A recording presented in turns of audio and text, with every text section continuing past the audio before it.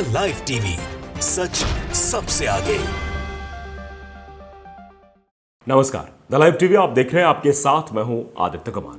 दरअसल तीसरे चरण के मतदान के वक्त भी वैसे ही तस्वीरें निकलकर सामने आई जैसे कि पहले और दूसरे चरण के दरमियान मुसलमानों को वोट नहीं डालने दिया जा रहा था। तीसरे चरण में तो मुसलमानों को मारा पीटा भी गया। आपने देखा, कई तस्वीरें वायरल हुई और जो संभल के प्रत्याशी थे जियाउर रहमान बर्क, वो लगातार सवाल उठाते रहे। उनके साथ भी बदतमीजी की जा रही थी, उनके साथ भी गलत सलूक किया जा रहा था। वैसे कई तस्वीरें आई है।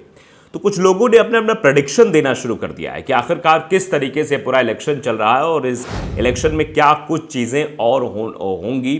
तीसरे चरण के मतदान को लेकर लोगों का प्रेडिक्शन है। परवेज अहमद हैं, उन्होंने बाकायदे इस पूरी चीज़ को समझते हुए एक अपना विश्लेषण प्रस्तुत किया है कि आखिरकार क्या हो सकता है। तो उन्होंने कहा कि तीसरे चरण में मुसलमान मतदाताओं ने 9 सीटों पर साइकिल चलाई और फतेहपुर सीकरी में पंजा पकड़ा। 1% वोट दूसरे दल को जाता नहीं दिखा। हिंदू वोटों में भारी बिखराव दिखा। श्री राम मंदिर निर्माण का भाव वोटों में तब्दील होता नहीं दिखा। ये मतलब एक रिपोर्ट प्रस्तुत करने की कोशिश की है कि 9 सीटों पर फिलहाल ये मैं इसको एग्जैक्टली नहीं कह सकता हूँ क्योंकि ये अपना अपना मत है लोगों का। द लाइव टीवी इस पर कोई दावा नहीं करता कि ये जो कह रहे हैं वो बिल्कुल सही है, ऐसा नहीं है। कुछ भी हो सकता है क्योंकि मतदाता जो मेन साइलेंट वोटर्स होते हैं, जो बड़ा रोल निभाते हैं, उनका क्या कुछ रोल रहेगा, उनके क्या कुछ चीज़ें रहेंगी, वो ज़्यादा इंपॉर्टेंट होती हैं। तो फिलहाल ये जो चीज़ें होती हुई दिखाई दे रही हैं, इन पर समझना ज़्यादा ज़रूरी है कि आखिरकार किस तरीके से आगे देखा जाएगा, कैसे वोटों में तब्दील होता दिखेगा या नहीं दिखेगा। यह अपना प्रेडिक्शन है कि मुसलमान मतदाताओं 9 सीटों पर साइकिल चलाई है। अब मुसलमान मतदाता निर्णायक साबित नहीं हो सकते। हाँ, ये ज़रूर है कि हिंदू वोटर्स में बिखराव की स्थिति दिखाई दी है, लेकिन निर्णायक चीज़ें होती हुई नहीं दिखाई देंगी कि हाँ ये निर्णय लिया सके कि ये 9 सीटें समाजवादी पार्टी के खेमे में जाती दिखाई देंगी या इंडिया गठबंधन के खेमे में जाती दिखाई देंगी। लेकिन हाँ, ये है कि मुसलमानों ने में बिखराव नहीं दिखा, बट मतलब ऐसा इनका कहना है, परवेज अहमद का कहना है कि मुसलमानों में इस बार अलगाव नहीं दिखा। वो एक मुश्त होकर जिधर गए हैं उधर गए हैं और इससे फ़ायदा होता है इंडिया अलायंस को दिखाई दे कि इनके वोटों में बिखराव नहीं हुआ, इधर उधर वोट बटा नहीं है, न बसपा की तरफ गया न कहीं और गया, सीधे सपा की ओर गया है, जिससे जो है मजबूती के साथ चीज़ें दिखाई दे रही हैं। अब फील्ड रिपोर्ट भी नीचे दी है, मतलब फील्ड पे क्या कुछ रिपोर्ट है उसको भी। पहला उन्होंने दिया कि भाजपा को हराने को 43 डिग्री धूप में बूथों पर दौड़ता मुस्लिम मतदाता। उन्होंने तो कहा कि भाजपा को हराने के लिए मुस्लिम मतदाता आ गया है। वैसे पहले भी कहा जाता रहा है कि मुस्लिम मतदाता वही वोट करता है जो भारतीय जनता पार्टी को हरा रहा होता है। ऐसा भी फील्ड पर हमें भी देखने को मिलता है।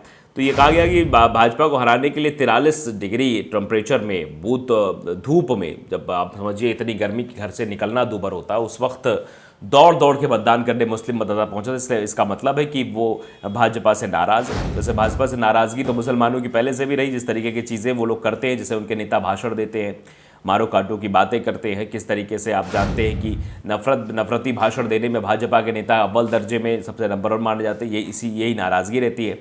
फिर उसके बाद तीसरे चरण में भाजपा प्रत्याशियों का जमीन पर भारी विरोध दिखा। ये तस्वीरें तो पहले चरण में भी दिखाई दे रही, दूसरे चरण में भी, तीसरे चरण में भी, कि फील्ड पर जब भी ये नेता वोट मांगने के लिए जाएं, इनका विरोध होता रहे, जनता सवाल पूछना शुरू कर दे, विरोध करना शुरू कर दे। वो तस्वीरें दिखी थी।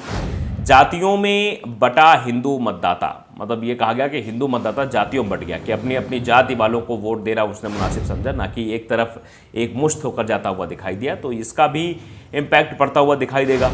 तो ये जो तस्वीरें बनती हुई दिखाई दे रही हैं, ये इस ओर इशारा कर रही हैं कि भारतीय जनता पार्टी का वोट बैंक उसके हाथ से छिटका है और इंडिया गठबंधन मजबूती, उनके वोटर्स मजबूती के साथ वोट डालने के लिए पहुंचे हैं। ये अपने आप में बताने के लिए, जताने के लिए काफ़ी है कि इस तरीके से जो तस्वीरें बनती हुई दिखाई दे रही हैं, वो इस ओर इशारा कर रही हैं कि चीज़ें अभी भी बहुत परिवर्तित हो रही हैं। तो जातियों में हिंदू मतदाता बढ़ गया है, ऐसा कहना है। और ये देखिए, आक्रामक विपक्ष विहीन यूपी में भाजपा के इकलौते नाविक योगी आदित्यनाथ, ना काहू से दोस्ती ना काहू से बैर। मतलब आक्रामक विपक्ष विहीन यूपी में भाजपा के इकलौते नाविक योगी आदित्यनाथ, ना काहू से दोस्ती ना काहू से बैर। मतलब योगी आदित्यनाथ के बारे में भी प्रोडिक्शन दिया गया कि योगी आदित्यनाथ का ना काहू से दोस्ती ना काहू से बैर। और वो चीज़ें यहाँ दिखाई भी दे रही हैं कि किस तरीके से इस पूरे तीसरे चरण के मतदान में स्थितियां बनती हुई दिखाई दे रही। तो ये अपना अपना प्रोडिक्शन है। एक प्रोडिक्शन दिया गया है परवेज अहमद के द्वारा कि मैं किस तरीके से मुस्लिम मतदाताओं में क्रेज़ देखने को मिला इस इलेक्शन में लेकर भारतीय जनता पार्टी के प्रति जो नाराज़गी थी। अब कुछ लोग इसमें अपना रिएक्शन भी दे रहे हैं, वो रिएक्शन भी बताना ज़रूरी है कि आखिरकार लोगों का क्या कहना है। पवन कह रहे हैं गलत बोल रहे हैं आप, खेल हो गया गठबंधन के साथ, बीजेपी के साइलेंट वोटर ने मैनपुरी तक भी खेल कर दिया है। तो परवेज़ अहमद उसका जवाब भी बता देते कि नहीं ऐसा नहीं है। अब देखिए मोनू यादव लिखते हैं कि जहां लाठी चली उसका जिक्र कौन करेगा। ये भी जहां लाठियां चली हैं, मतलब आपने देखा था किस तरीके से लाठियां भी चलाई गई, चीज़ें होती हुई भी दिखाई दी किस तरीके से है। तो ये शशांक मिश्रा लिख रहे हैं भैया आपका एग्जिट पोल तो बीजेपी को चिंतित करने वाला है। लोग लिख रहे हैं कि ये अगर एग्जिट पोल या फिर ये देखा जाएगा तो ये कहा जाएगा तीसरे चरण का जो 9 सीटों की बात जो की जा रही है वो तो उत्तर प्रदेश में बीजेपी के लिए बहुत घातक सिद्ध हो सकती है इस तरीके से। विक्रम सिंह ठाकुर लिख रहे हैं कि भाजपा कितना भी कर ले दरीबाजों के लिए वो पर सुधरने वाले नहीं हैं। यानी भाजपा कितना भी कर ले कुछ भी कर ले लेकिन सुधरने वाले नहीं, ये भी कहा जा रहा है। सूर्य लिख रहे हैं मुस्लिम का एक तरफा वोट ही भाजपा को जिता रहा है। तो परवेज़ अहमद उस पर जवाब देते हैं कि नहीं, भाजपा का वोट निकल ही नहीं रहा, भीषण नाराज़गी है।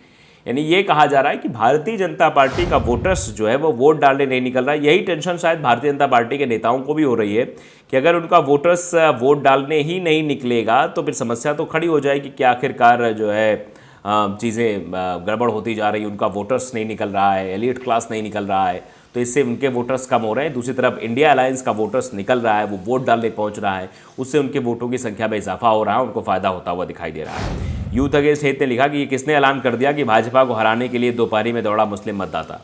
जमीयत उलेमा हिंद या मुस्लिम पर्सनल लॉ बोर्ड ने तो किसी दल के विरोध का ऐलान नहीं किया, लोगों ने अपने विवेक से वोट दिया है। राहुल प्लस अखिलेश के शांत स्वभाव अच्छा लगा होगा इसलिए वोट दिया, ना कि किसी को हराने के लिए। यानी ये अपना जवाब रख रहे परवेज़ अहमद को कि किसी को हराने के लिए मुस्लिम मतदाता नहीं निकला है, उसने देखा कि यहाँ ये अखिलेश और राहुल अच्छे हैं इसलिए इनको वोट दिया है। रत्नेश राय लिखते हैं कि सर नाराज़गी वोट में नहीं बदल रही है, हमारे यहाँ भी लोग थोड़ा बहुत नाराज़ हैं लेकिन वोट भाजपा को दे रहे हैं। बलिया में भाजपा 1 लाख प्लस के भारी अंतर से जीतने जा रही है, इस तरीके से भी लोग कह रहे हैं। मतलब नाराज़गी है फिर भी लोग वोट दे रहे हैं। आप समझिए ज़रा ये कैसी भक्ति है कि नाराज़ होने के बावजूद भी वोट आप ही को दे। अब विवेक पांडे मोदी का परिवार, जरा इनका रिएक्शन देख लेते हैं कि बीजेपी के लिए अनुमान लगाना मुश्किल है क्योंकि उनके वोटर साइलेंट हैं, लेकिन भारतीय जनता पार्टी को अब याद रखना होगा मुस्लिम समुदाय ना है ना रहेगा, सरकारी योजनाओं पर काम करने के लिए तैयार हो।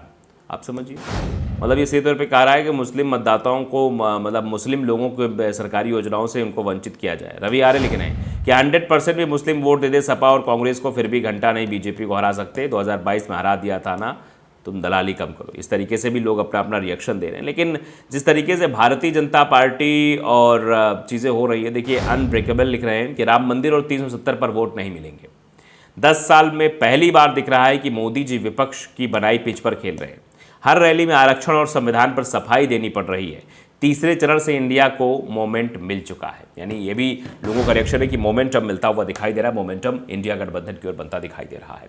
द लाइव टीवी को अगर आपने सब्सक्राइब नहीं किया जरूर करिए, बेल आइकन दबाइए ताकि सच खबर आप तक पहुंचती रहे। नमस्कार। द लाइव टीवी, सच सबसे आगे।